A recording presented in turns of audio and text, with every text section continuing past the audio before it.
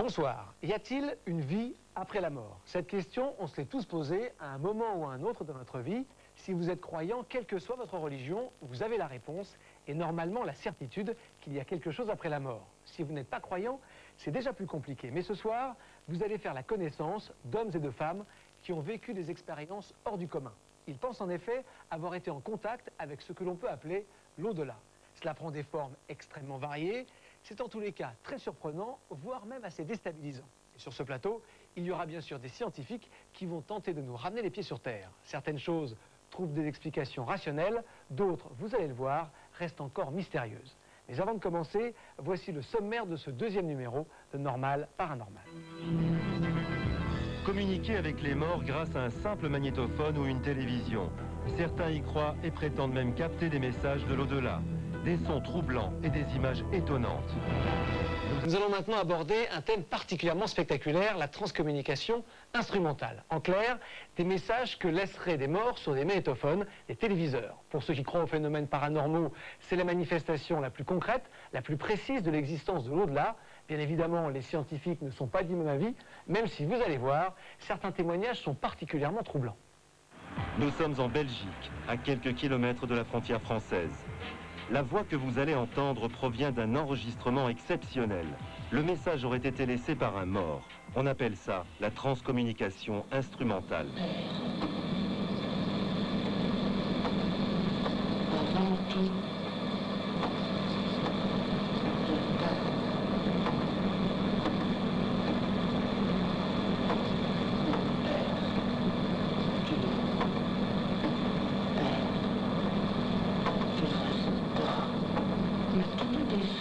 Cette voix, c'est la voix du fils de Chantal et Vincent Alsoc.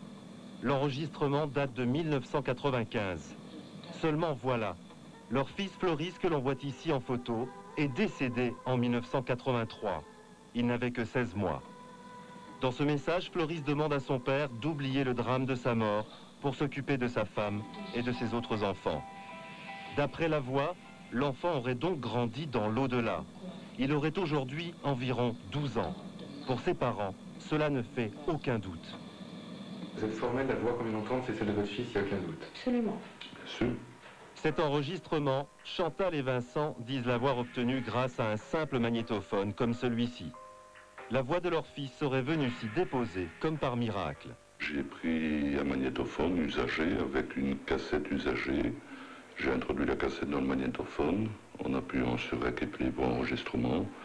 Je dépose le magnétophone à côté de mon lit et j'ai laissé tourner pendant 45 minutes. Le lendemain matin, j'ai réécouté la cassette et sur ces 45 minutes était imprimé le message que vous avez entendu. Selon les spécialistes en transcommunication, le cas de Vincent et Chantal serait unique. Ce message serait l'un des plus nets jamais reçus. Je pense que le fait d'obtenir des voix comme on les a obtenues est un signe de l'au-delà qui raffermit les personnes à dire, ben voilà, il y a quelque chose. Ce quelque chose, Vincent et Chantal, eux, veulent y croire. Les premiers phénomènes de transcommunication auraient été constatés il y a une cinquantaine d'années. Des voix, mais aussi des visages. Magnétophone, téléviseur, téléphone ou ordinateur, tous les moyens de communication modernes seraient concernés. À l'heure d'Internet, les morts semblent avoir retrouvé une seconde vie. Chantal et Vincent Alsoc ne sont pas les seuls à prétendre recevoir des messages de l'au-delà. Corinne Kizakanin aurait également fait cette expérience. Le 30 juin 1989, son mari est victime d'un accident de voiture. Désespérée, elle décide, elle aussi, de tenter sa chance. Voilà, c'est avec ces appareils que j'ai obtenu la voix de Michel. Voilà. Pour la première fois? Pour la première fois et pour les autres fois également. Dans l'extrait qui va suivre, on peut entendre le premier message où Corinne dit avoir formellement reconnu la voix de son mari. Plus troublant encore, la propre mère du défunt, elle aussi, aurait formellement identifié la voix. Qu'est-ce qu'il vous dit exactement? Parce que c'est pas très audible. Je t'aime tout simplement. Je t'aime. La première fois, il m'a... Enfin là, dans le message qu'on a écouté, c'était je t'aime. Corinne semble sincère. Là encore, pour elle, aucun élément extérieur ne peut être à l'origine de ce message. Sa conviction est d'autant plus forte qu'elle aurait reçu ce témoignage dans des circonstances pour le moins étonnantes. J'ai obtenu le premier message de Michel le 29 septembre. Donc 2 mois après son décès, coïncidence ou pas, c'était la date de sa fête, le 29 septembre à Saint-Michel. À partir du moment où je pouvais entendre une voix et qu'aujourd'hui personne ne m'a encore expliqué comment il était possible que j'obtienne la voix de Michel alors qu'il était dans un trou, dans un cercueil, je suis forcée d'y croire, je suis obligée d'y croire et c'est vrai que j'ai envie d'y croire. Une fois encore, ce témoignage ne repose que sur la bonne foi de notre interlocuteur. Difficile pourtant de remettre en cause la sincérité de Corinne Kizakana. Ces phénomènes seraient en plein développement, du moins c'est la thèse d'une association, l'IFRES. IFRES, Institut français de recherche et d'expérimentation spirit. Mais derrière ce nom apparemment sérieux, rien de scientifique. Ici, la transcommunication, on y croit. Mieux, Jean-Luc Royens et Joël Hury veulent nous prouver que ça existe. Ici, il y a un exemple des images que l'on peut recevoir ici dans cet atelier à travers notre module de contact. C'est une des images, à notre avis, les plus intéressantes que nous avons reçues. En effet, on distingue assez nettement les traits d'un visage féminin. Mais ici, on préfère rester prudent. On ne peut pas aujourd'hui affirmer scientifiquement que c'est un esprit. Pour obtenir cette image, Jean-Luc et Joël ont utilisé ce module. Le principe est simple. 2 caméras se filment entre elles. Bon alors, maintenant on va éteindre, et puis on va essayer de faire bon le Larsen, hein. D'accord? Attention, hop là. Le Larsen, c'est tout simplement un phénomène de parasite. Il est dû au fait que les caméras sont reliées entre elles. L'ordinateur, lui, est là pour détecter la moindre manifestation surnaturelle.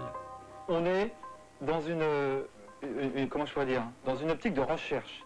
Donc, comme tout bon chercheur qui se respecte, on ne laisse rien passer, que ça soit pour ou contre la manifestation. Oui, mais voilà, si le discours paraît sérieux et le matériel plutôt impressionnant, quand on creuse un peu, l'aspect scientifique de ces expériences est sévèrement mis à mal. Tout ce module a été construit suite à des messages reçus en écriture automatique.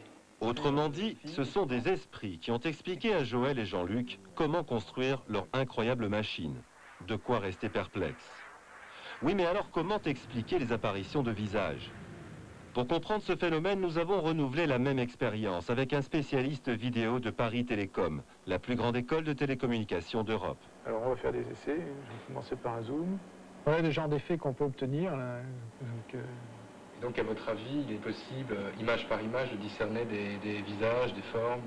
Tout est possible. Hein. Lorsque vous avez des zones qui se présentent de manière aléatoire, alternativement sombres, claires, le cerveau humain doit pouvoir interpréter des choses.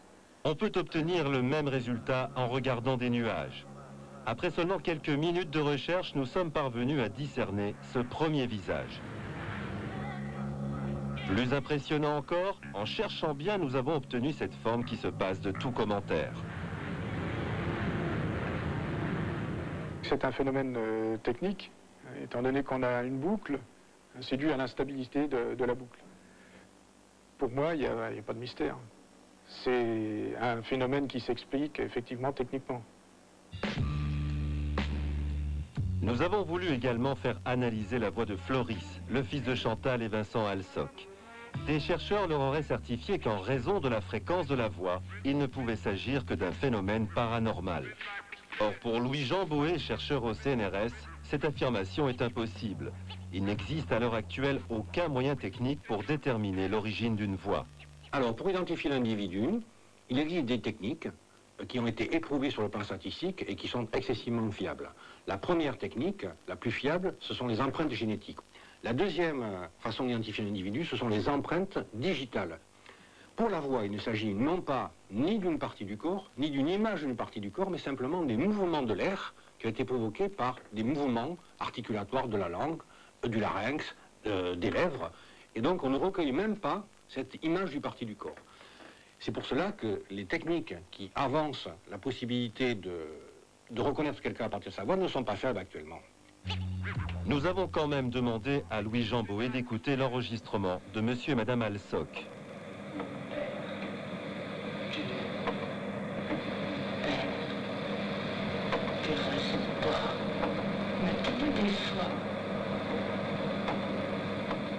Ce type d'enregistrement correspond à une voix tout à fait normale qui a été, disons, enregistrée en très mauvaises conditions, volontairement ou non, avec le microphone très près de la bouche, avec du bruit superposé et avec une déclamation un peu particulière.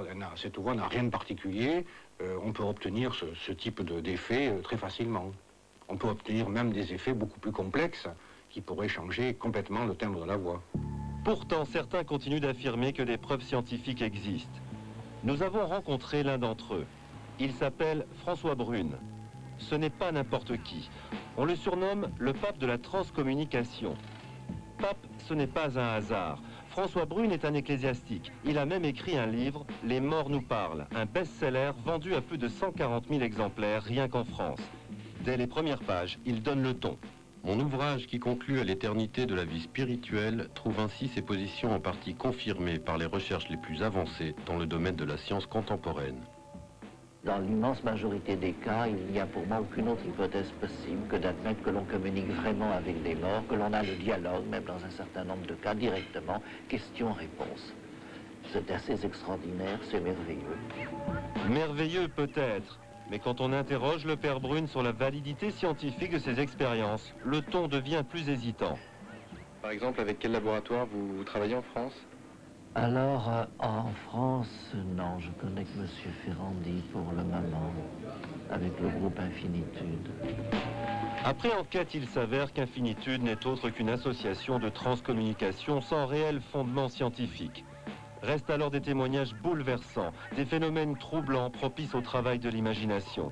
Malheureusement, et pour longtemps peut-être, les voies de l'au-delà restent impénétrables. Corinne Kizakanin, bonsoir.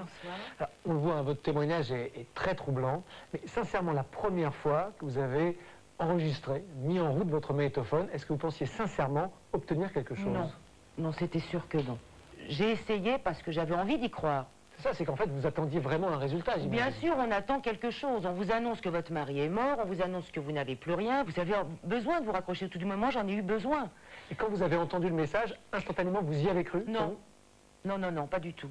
J'ai pris cette bande magnétique, je l'ai fait écouter à ma belle-mère, qui, je crois, était la personne qui pouvait reconnaître le plus son fils. Elle l'a reconnu, ne croyant pas du tout en cela, mais elle ne savait pas que je l'avais obtenu après.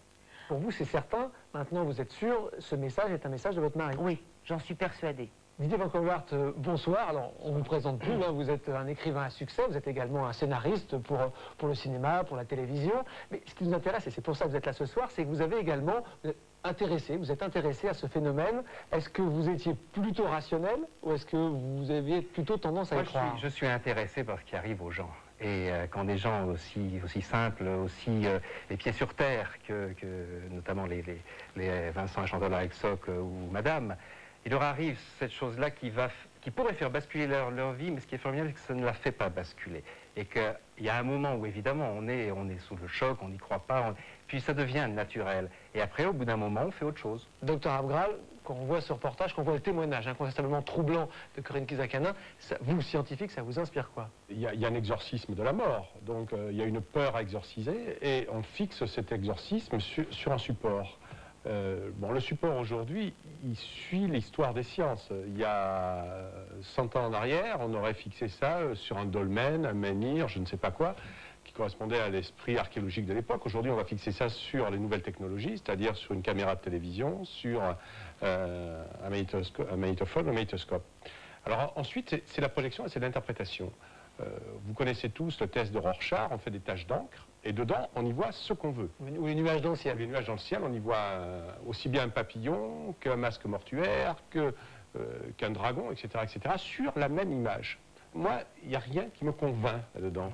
Je vais vous citer une petite anecdote. Il y a quelques années, je faisais de la musicothérapie, et j'avais une salle de musicothérapie, donc avec un magnétophone de haute qualité, avec des bandes de haute qualité, avec des baffes de haute qualité. Et un jour, alors que j'étais en train de expliquer à une personne, votre corps est lourd et chaud, etc., etc., tout en lui faisant écouter une musique calme, j'ai entendu « Oh Lulu, je rentre à la maison et tu prépares le pastis ». Bon, on venait de récupérer sur une bande de magnétophone, par un phénomène purement de propagation des ondes de radio, un message parasite. Et moi, je dis que ces messages je ne porte pas du tout un jugement sur le témoignage, sur la véracité. D'autres explications sont possibles. Je pense qu'il peut y avoir... C'est ça qui est troublant, c'est que techniquement, pour l'instant, on n'a pas encore réussi à trouver des choses vraiment concrètes. Cela dit, docteur, sur le cas de Corinne, c'est vrai que c'est troublant, c'est qu'au-delà, on n'arrivera jamais à prouver techniquement qu'effectivement ce message est troublant, ça c'est sûr que pour l'instant on n'y arrive pas. Position par rapport à cela. Elle a fait son deuil avec ce message, elle a dit j'ai eu besoin de cela pendant 4-5 ans, et ça je trouve ça remarquable. À partir de là, bon je veux dire, très bien, mais je veux avoir une preuve. Moi, j'ai pas besoin d'être convaincu. La preuve en elle-même ne m'intéresse pas. J'ai vu des choses incroyables, des manifestations d'objets. Non, pardon d'essayer de faire comprendre là-dessus, parce que c'est assez délicat. Il faut laisser à chacun son libre arbitre. Et ça, je vous propose de conclure. Il faut que chacun puisse... C'est une conclusion. Je veux dire, il y a des gens qui vont faire des choses merveilleuses avec une absence de preuves, et d'autres qui vont avoir des signes qui vont faire des choses aussi merveilleuses. Le reste... Docteur, en une phrase, pour conclure, pour vous. J'adhère à la croyance et à la foi de madame, mais par contre, permettez de garder mon scepticisme quant à la réalité de la chose.